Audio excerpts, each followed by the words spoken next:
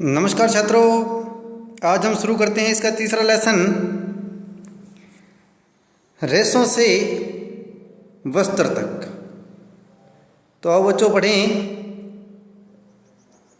कक्षा 6 में आपने पादपों से प्राप्त होने वाले कुछ रेशों फाइबर के बारे में पढ़ा था। आपने यह भी पढ़ा था कि ऊन तथा रेशम के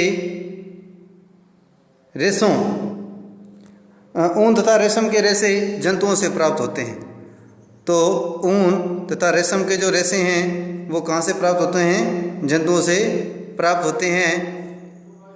जंतुओं से प्राप्त किए जाने वाले रेशों को जांतव रेशे कहते हैं। तो इसे अंडरलाइन कीजिए। जो जंतुओं से प्राप्त किए जाने वाले जो रेशे होते हैं उन्हें क्या कहते हैं? जांतव रेशे कहते हैं।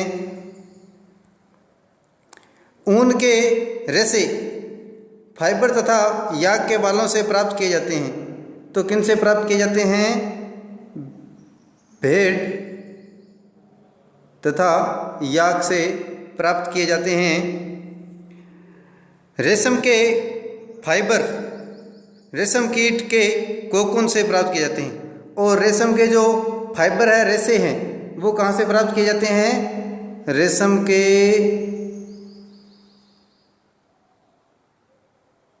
रेशम के रेशे जो हैं, फाइबर जो हैं, वो रेशम कीट के कोकून से प्राप्त किए जाते हैं।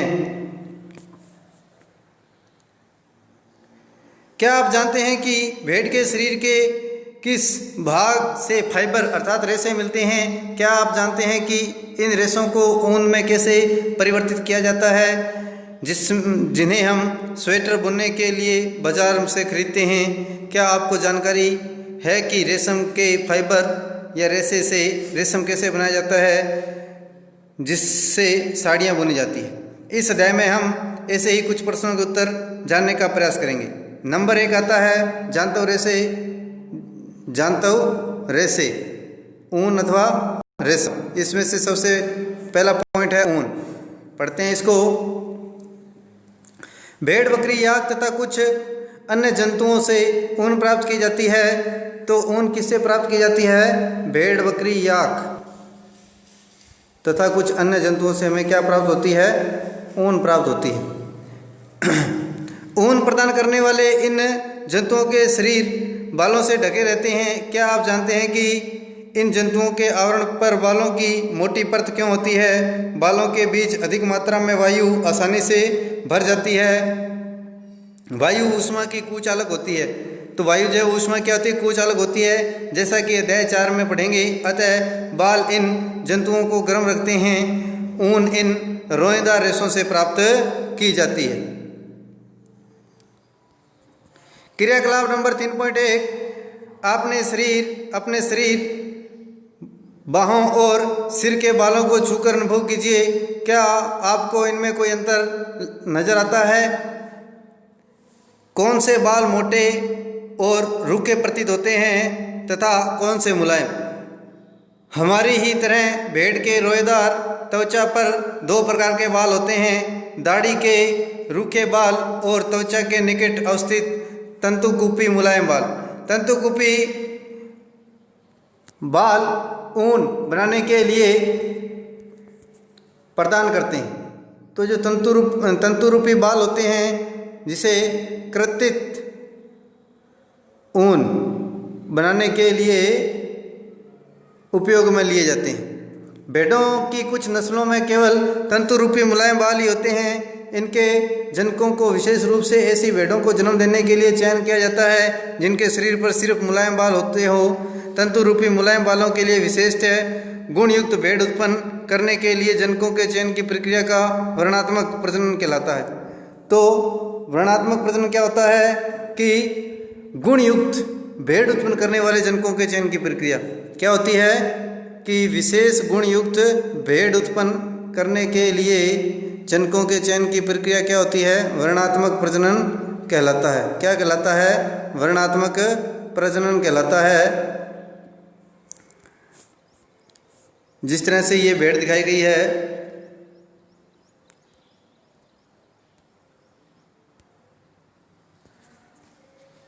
ऊन प्रदान करने वाले जंतु अब आता है ऊन प्रदान करने वाले जंतु कौन कौन से हैं, इसके बारे में पढ़ते हैं। हमारे देश में विभिन्न भागों में भेड़ों की अनेक नस्लें पाई जाती है। यद्यपि भेड़ों की ऊन का एकमात्र स्रोत नहीं है, फिर भी बाजार में सामान्य रूप से उपलब्ध ऊन भेड़ की ऊन ही होती है। याक की ऊन तिब्बत व लद्दाख में प्रचलित है। तो आपसे पूछे कि याक की ऊन कहाँ प्रचलित है, तो तिब्बत और लद्दाख में प्रचलित है, ये याक है। बकरी के बालों से भी ऊन प्राप्त की जाती है।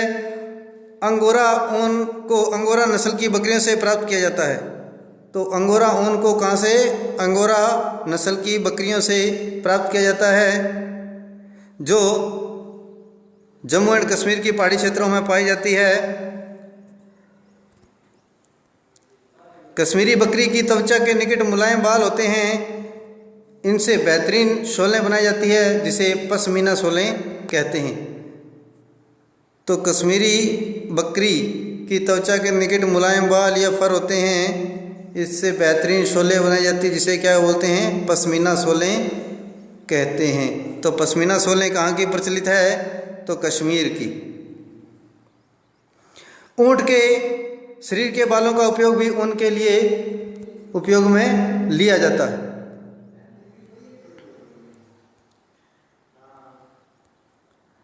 दक्षिणी अमेरिका में पाए जाने वाले लामा व अल्पेका से भी ऊन प्राप्त की जाती है। तो दक्षिण में पाए जाने वाले लामा और अल्पेका से भी क्या प्राप्त की जाती है, ऊन, जिसे चित्र में दिखाया गया है। ये लामा और अल्पेका है।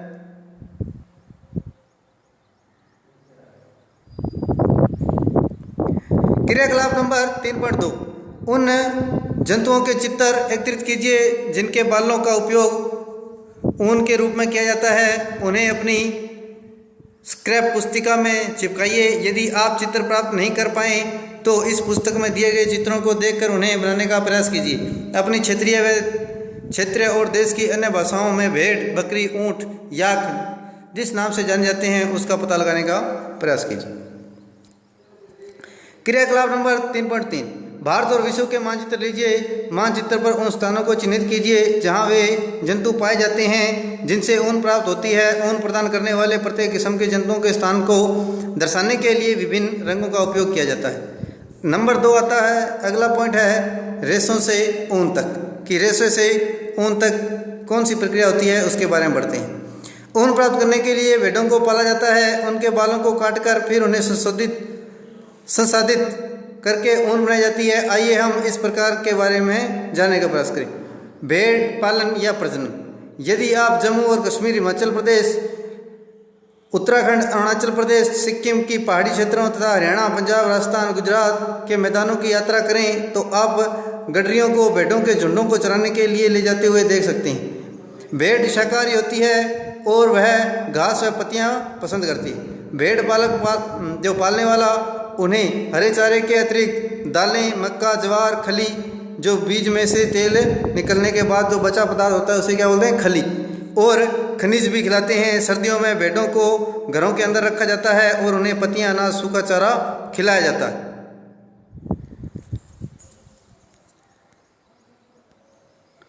हमारे देश में अनेक भागों में भेड़ों को ऊन के लिए पाला जाता है। सारणी 3.1 में भेड़ों की कुछ नस्लों के नाम दिए गए हैं जिन्हें हमारे देश में ऊन उत्पादन करने के लिए पाला जाता है। सारणी 3.1 में उनमें प्राप्त होने वाली ऊन की गुणवत्ता, गठन को भी दिखाया गया है। भेड़ की कुछ नस्लों के शरीर पर बालों की घनी परत होती है जिससे बड़ी मात्रा में अच्छी गुणवत्ता की ऊन प्राप्त होती है। जैसा कि पहले बताया है कि इन भेड़ों को वर्णात्मक प्रजनन द्वारा उत्पन्न किया जाता है जिनमें से एक जनक किसी अच्छी नस्ल की भेड़ हो सकती है। जब पाली गई भेड़ के शरीर पर बालों की घनी वृद्धि हो जाती है तो ऊन प्राप्त करने के लिए उसके बालों को काट लिया जाता है। इसका अगला पॉइंट है रेशों को ऊन से संसाधित करना, कि रेशे जो हैं को उसको ऊन में कैसे संसाधित करेंगे, कैसे परिवर्तित करेंगे, इसके बारे में जानने का प्रयास करेंगे। तो आज के लिए इतना ही। धन्यवाद, शुभ दिन। इस पॉइंट को करेंगे नेक्स्ट वीडियो में।